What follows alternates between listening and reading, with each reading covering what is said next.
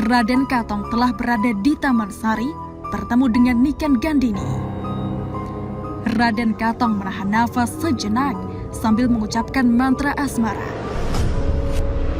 Assalamualaikum warahmatullahi wabarakatuh.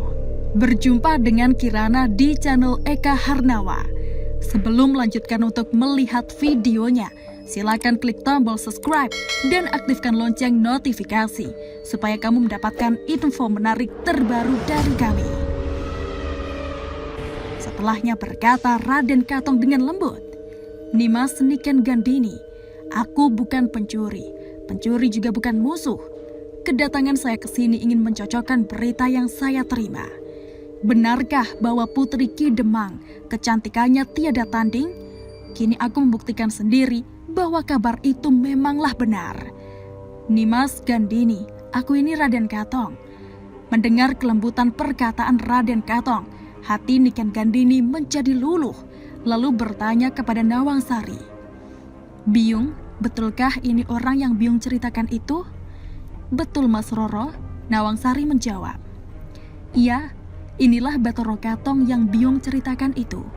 Beruntung loh Mas bertemu dengan Gusti Adipati ini, Gusti Kejatuhan Daru atau Wahyu dari Langit."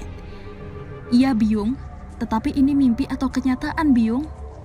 "Kepada Raden saya mohon ampun beribu ampun atas kelancangan saya. Adapun kedatangan Raden ke sini ada kepentingan apakah? Kelihatannya sangat rahasia." "Nimas, kedatangan saya ke sini hanya ingin membuktikan berita dari halayak ramai. Ternyata berita itu benar, bukan hanya isapan jempol belaka, bahkan lebih dari yang diberitakan tentang kecantikanmu. Nimas Gandini memang mempunyai jiwa prajurit. Alangkah baiknya kalau besok Nimas menjadi istri raja." "Raden, berat rasanya menerima amanah dari ayahku. Siapapun pria yang datang ke sini, itu berarti musuh, dan keris ini yang akan menghabisinya. Saya hanya menjalankan perintah dari ayahandaku saja, Raden." Mengingat ayahnya dan keris itu menumbuhkan kembali keberanian Niken Gandini. Dengan masih menggenggam keris, ia maju selangkah. Nawang Sari segera menghampiri dengan menangis dan merangkul kaki Niken Gandini, seraya berkata, "Mas Roro, jangan begitu Mas Roro. Orang ini adalah Gusti Adipati junjungan saya." Batara Katong segera saja merapal Aji Asmorojoyo, lalu berkata, "Biung, lepaskan tuanmu. Biarkan apa yang dikehendaki, jangan kamu halangi. Aku bukan musuh dan bukan pula pencuri. Tetapi kalau aku harus mati di tangan orang secantik ini, aku sangat bangga dan berterima kasih. Ayo Nimas, hujamkan keris itu ke dadaku. Aku rela mati di tangan orang secantik Nimas." Niken Gandini terkena ajian Asmorojoyo seperti tercabut semua kekuatannya. Keringat bercucuran keluar, penglihatannya menjadi kabur dan berkunang-kunang. Seketika itulah Niken Gandini merasa tidak sanggup berdiri lagi. Raden Katong segera melesat menangkap pusaka yang terjatuh dari tangan Niken Gandini. Tangan kirinya merengkuh Niken Gandini dalam pangkuannya. Dengan Niken Gandini di pangkuannya, Batara Katong berkata, "Nimas bangunlah. Janganlah Nimas terlena dalam tidur.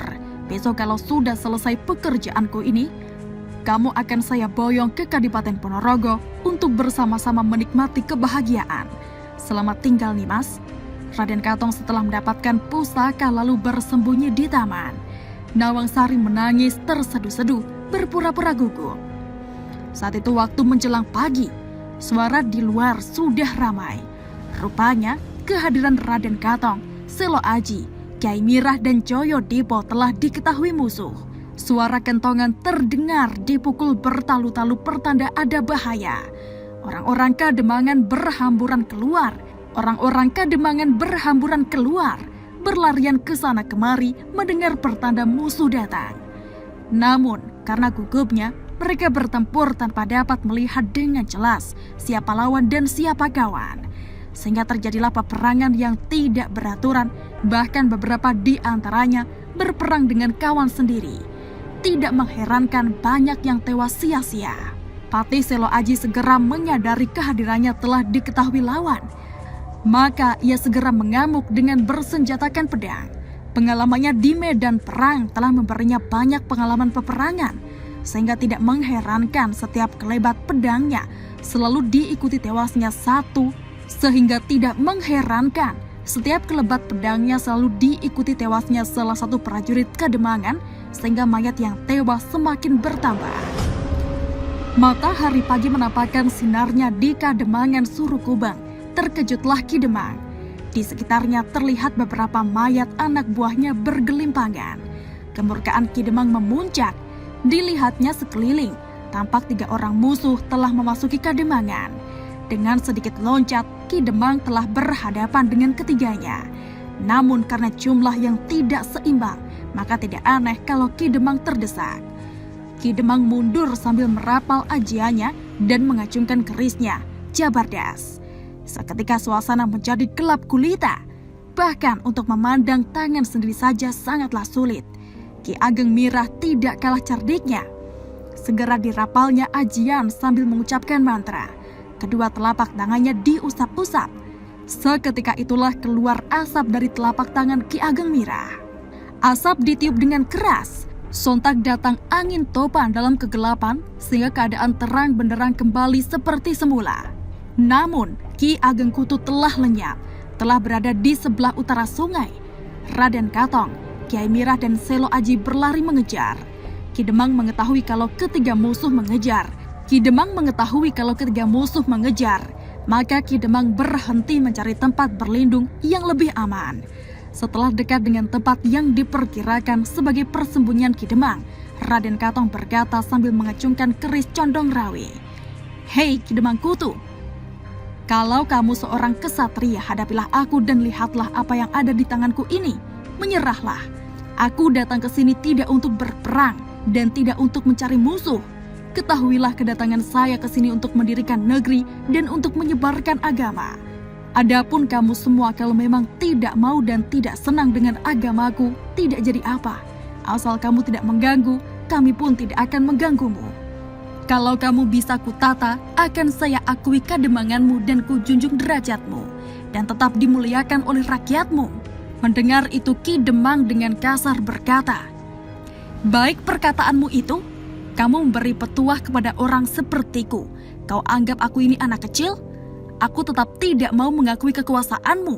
Aku hanya mengakui kekuasaan dulu, yaitu Kademangan Surukubang di bawah kekuasaan Majapahit, Prabu Brawijaya sebagai raja junjunganku. Aku tidak gentar padamu, walaupun pusakaku ada di tanganmu. Ayo, kalau kamu kesatria majulah satu persatu."